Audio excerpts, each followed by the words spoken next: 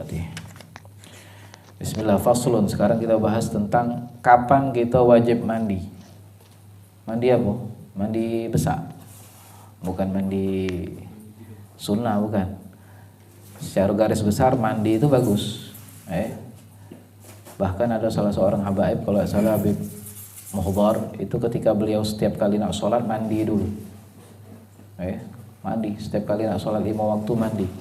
Terutama untuk mandi-mandi ketika kita nak hadir kajian majelis ilmu, hadir kajian majelis zikir, hadir kajian majelis apapun itu, kita dianjurkan untuk membersihkan diri.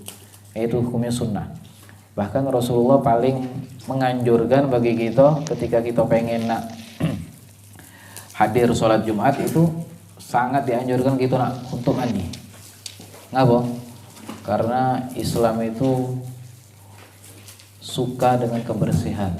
Jadi kalau kita tidak mandi pas sholat Jumat itu, dulu tuh wong Arab pada zamannya mereka itu agak jarang mandi. Jadi 3 kali sehari mungkin mandi. Bahkan ada yang tidak mandi nih, apalagi pas cuaca dingin mereka jarang mandi. Jadi pas hari Jumat itu mau tidak mau disuruh Nabi mandi.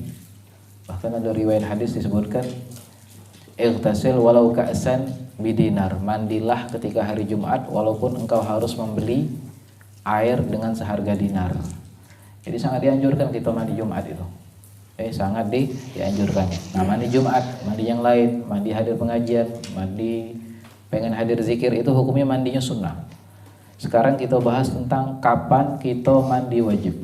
Pada situasi apa kita diwajibkan untuk mandi besar. Yang pertama adalah wajibul ghuslu min khamsati asya. Maka diwajibkan mandi dengan atas 5 hal. Yang pertama, diingat-ingat ya. Yang pertama, kapan kita mandi wajib? Min ilajil hasyafa fil farji. Masuknya hasyafa. Hasyafa ini kepala zakar. Kepala zakar fil farji, di kemaluan. Di kemaluan. Maksudnya apa? Berhubungan. Berhubungan suami istri, maka wajib mandi besak. Ada istilah farjun, ada lagi istilah farojun. Nah, ini singgung sedikit bahasa Arabnya. Kalau farjun itu artinya kemaluan atau lubang. Ada lagi faroj, jadi tinggal beda sukun sama fathah.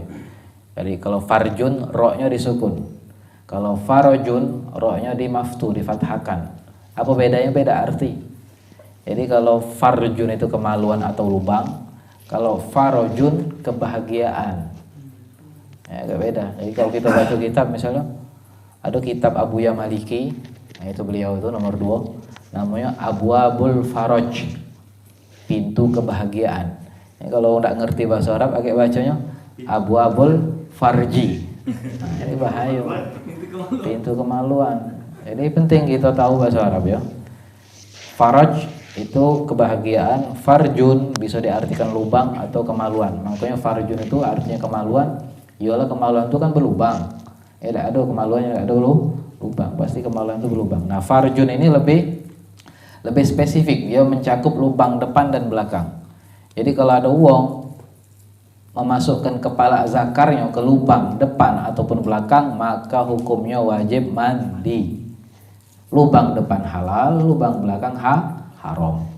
Lubang bini wong haram, lubang bini dewek halal. Apalagi lubang tetangga.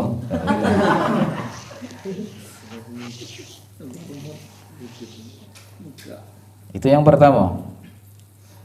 Ilajul hasyafa au qadriha min fakidiha, ataupun wong yang tidak punya kepala. Jadi yang wajib mandi besar ini ketika kepalanya masuk, walaupun tidak seluruhnya, kepalanya kepala zakar, kepala yang masuk ke lubang, maka wajib mandi. Tidak seluruh, tidak seluruhnya cuman kepalanya wajib mandi. Wajib. Setengah aja mana? Wajib. Setengah wajib. Pokoknya kepala tadi masuk kepada kemaluan, entah itu kemaluan depan ataupun belakang, maka wajib mandi. Cak mana kalau hukumnya wong ndak ada kepala zakar? Misalnya apa itu tak bini misalnya dia selingkuh, kepala itu tak. Habis itu dia operasi cuman ada atau kepala memang batang weh. Macam mana nak mandi wajib? Wajib tak dia kalau berhubungan mandi wajib? Kan tak ada kepala lagi. Kata para ulama, ukuran kepala itu dihitung. Jadi batang itu seukuran kepala, ketika masuk maka wajib mandi. Jadi misalnya sama ini, terletak sama ini. Ukuran kepala itu tinggal batang weh. Jadi kalau di batang ini kita ukur seukuran kepala, ketika masuk ke dalam lubang tadi maka hukumnya wajib mandi. Jadi seperti itu. Hah? Habisnya tidak ada yang masuk berarti. Tidak ada yang masuk, telunjuknya masuk mungkin. Tidak wajib mandi, emang telunjuk. Jadi ilajul hasyafah, masuknya hasyafah, kepala zakar kepada lubang depan dan belakang. Perlu digarisbawahi depan dan belakang. Bahkan di sini disebutkan au farji mayyitin, ataupun kemaluannya wong yang sudah mati. Misalnya dia bunuh wong, dari perkosanya bunuhnya dulu, baru diperkosanya, wajib mandi besar tak? Wajib. Adiolah mati laku bunuh, tetap wajib. Jadi masuknya kemaluan itu tidak yang hidup, tidak yang mati, tetap. Jadi di sini kemaluan depan dan belakang, kemaluan wong yang sudah mati meninggal ataupun kemaluannya binatang, seluruhnya hukumnya wajib mandi. Sesuai dengan sabda Rasulullah sallallahu alaihi wasallam. Idza jalasa baina syu'abihal arba' thumma jahadaha faqad wajabal ghusli. Jikalau ada seorang yang duduk di antara 4 tempat, apa tuh 4 tempat itu? Lutut, 2 lutut sama 2 paha. Thumma jahadaha, kemudian dia tekan, artinya dia masuk ke dia punya kemaluan, faqad wajabal ghusli, maka sudah wajib dia mandi besar. 2 lutut sama 2 paha. 2 lutut sama 2 paha. Itu hadisnya, riwayat Muslim. Wa in lam yunzil, di dalam riwayat lain walaupun dia tidak keluar spermanya. Walaupun tidak keluar, jadi masuk celup keluar lagi dia, panggil wong, misal panggil bapaknya. Wajib mandi tak? Wajib.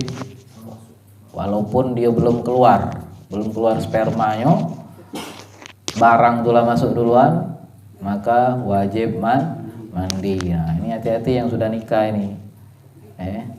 Ini pembahasan yang sudah nikah ini. Yang bujang bingung dia apa dia udah paham.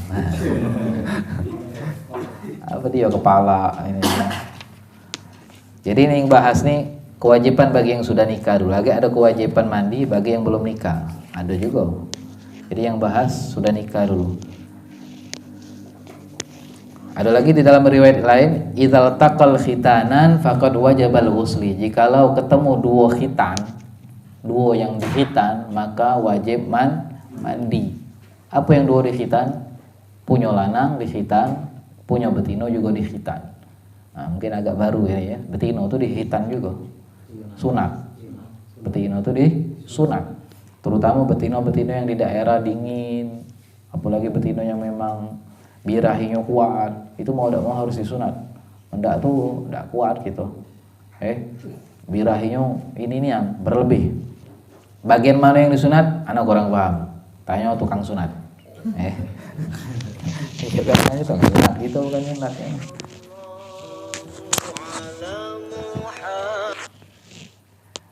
Itu yang pertama. Jelas yang pertama, ilajul hasyafah fil farji, masuknya hasyafah kepala zakar di kemaluan.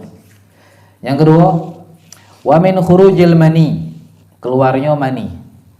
Keluarnya mani ini banyak macam-macam. Mungkin dengan bermimpi, mungkin dengan bersetubuh tadi, mungkin juga dengan berpikir. Ada wong pikir tep tuh dia. Bisa. Ada yang mungkin dengan apapun itu pokoknya keluar sperma dia, maka hukumnya wajib mandi. Lianna Ummu Sulaim radhiyallahu taala anha ja'at ila Rasulillah sallallahu alaihi wasallam, karena ada riwayat bahwasanya Ummu Sulaim ini salah seorang ibunya Anas bin Malik kalau tidak salah, Ummu Sulaim. Dan Ummu Sulaim ini juga yang pernah mengumpulkan keringatnya Rasulullah. Anas bin Malik ngumpul ke keringatnya Rasulullah, disimpan sama Ummu Sulaim, dijadikan parfum. Baunya lebih semerbak daripada bau misik parfumnya. Dari mana? Dari keringatnya Rasul. Coba keringatnya kita masam enggak pakai Rexona masih tidak keluar. Keringatnya Rasulullah wangi, Masya Allah. Nah ini Ummu Sulaim ini datang kepada Rasulullah bertanya, ya Rasulullah, wahai Rasulullah, Inna Allah la yastahyi minal haq. Allah tidak malu dengan kebenaran yang hak. Jadi kita tidak boleh malu kalau untuk urusan yang hak, urusan agama, urusan fikih, urusan syariat, tidak ada istilah malu. Nak bertanya, walaupun permasalahan itu intim ataupun permasalahan tentang hubungan apapun itu, boleh kita bertanya. Kalau kita memang tidak paham. Fahal alal mar'a min ghuslin idah talamat. Apakah wajib bagi perempuan jikalau dia bermimpi mandi? Nah ini pertanyaannya. Wajib tak ya Rasulullah kalau betina mimpi basah mandi? Oh ya ada aku betina mimpi basah ada. Jadi betina itu mimpi juga. Betina itu mimpi basah juga, bukan lanang weh. Qala Nabi sallallahu alaihi wasallam, maka Nabi menjawab, idza ra'atil ma, kalau dia nyingok basah. Pas dia bangun nyingok basah, mimpi wajib mandi. Wajib mandi. Cuman betino tidak sesering cak kita. Betino tidak sesering cak kita. Lanang itu mungkin sering, seminggu mungkin sekali atau sebulan sekali ataupun bahkan berapa bulan sekali. Lanang. Kalau yang suami istri mungkin dia tidak jarang sekarang. Tapi kadang jago juga masih. Yang sudah nikah kadang masih galak mimpi basah. Ada tak? Tidak lagi? Tidak. Hah? Tidak lagi? Ada tapi. Ada. Mungkin lagi ngambek sama bininya ada. Tidak begawi seminggu 2 minggu mimpi dia. Bisa jadi. Tapi mimpi basahnya tino tidak sesering lanang. Yang sering itu lanang. Terutama kalau sudah memang wadahnya itu sudah penuh. Nabi itu tidak pernah mimpi basah. Nabi tidak pernah mimpi basah. Tapi Nabi pernah keluar sperma tanpa berhubungan. Ngapo? Normal, manusiawi. Jadi penuh. Wadah untuk sperma itu penuh. Tapi tidak mimpi. Tidak cak kita. Kita ini mimpi tidak keruan. Kadang nyengok artis fulan, nyengok artis fulan nih. Nyengok lanang we kadang mimpi. Ada ya nyengok lanang mimpi basah? Ada. Aku bingung mimpi apa tadi caknya lanang. Caknya lanang ini ngapa metu nih? Bingung dia. Ini nyengok lanang. Ini Masya Allah. Itu Nabi tidak pernah mimpi basah. Jadi ada perkataan khosois Nabi. Khoso Nabi asyarati khisal lam yahtalim qattu wa ma lahu zilal. Khoso Nabi asyarati khisal. Nabi itu mempunyai 10 kekhususan. Nabi itu mempunyai 10 kekhususan. Ma yahtalim qattu wa ma lahu zilal. Nabi tidak pernah mimpi dan juga Nabi tidak punya bayangan. Banyak 10 kekhususan Nabi. Bukan 10 banyak lebih sebenarnya. Ini cuma dirangkum di dalam sebuah syair. Khusus Nabi asyarati khisal lam yahtalim qattu wa ma lahu dhilal wal ardu ma yakhruju minhu tabtali' kadzalika dzubabu anhu mumtani. Bumi ini dengan apa yang dikeluarkan sama Nabi ditelan. Telan kalau kotoran apapun itu ditelan sama bumi. Bumi tidak galak dia. Sayang wajahnya ini. Keluar daripada jasadnya Nabi kita Muhammad sallallahu alaihi wasallam. Wal ardu ma yakhruju minhu tabtali kadzalika dzubabu anhu mumtani. Begitu juga lalat dak galak nempel sama Nabi. Lalat coba kita ada keruan lalatnya.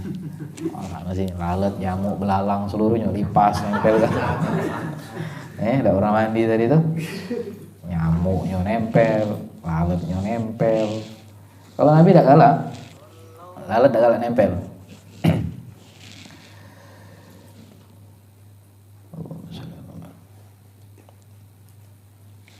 Waliqaulin Nabi sallallahu alaihi wasallam minal madhi al-wudu wa minal mani al-ghusl. Dan juga di dalam hadis riwayat lain Nabi pernah bersabda minal madhi al-wudu. Ketika keluar madhi maka wudu dan ketika keluar mani maka wajib mandi. Sering kita jelaskan itu. Yang kita wajib mandi adalah al-haid. Ketika selesai haid. Ketika selesai haid apa ini tidak tahu. Haid. Datang bulan lah selesai, maka lah suci galo, lah bersih niat, maka harus wajib mandi. Kapan wajib mandi? Ketika nak sholat. Ketika nak sholat. Kalau dia belum nak sholat, belum wajib mandi. Terserah dia, bebas. Ketika nak sholat, wajib hukumnya. Ketika sudah suci nian, maka hukumnya sunnah. Lah bersih dia ngangko, maka dianjurkan langsung mandi, walaupun dia belum nak sholat. Tapi kalau ketika nak sholat, hukumnya wajib, tidak boleh tunda-tunda. Lah masuk waktu misalnya. Ini ada permasalahan khusus masalah haid ini. Agak ribet. Jadi ada namanya istilahnya itu apa ya? Toro'ul mani, zawalul mani istilah di dalam fikih ini. Jadi kalau betina itu ketika dia haidnya zuhur misalnya, dia haidnya zuhur. Dia haidnya zuhur, maka dia kaget lah suci, dia wajib mengqadha asar. Ketika dia suci di waktu asar, maka dia wajib mengqadha zuhur. Jadi dibarengi. Dibareng. Kalau ketika dia suci di waktu yang sholat itu boleh dijamak, maka dia mengqadha sholat sebelumnya atau sesudahnya. Itu agak ada pembahasan.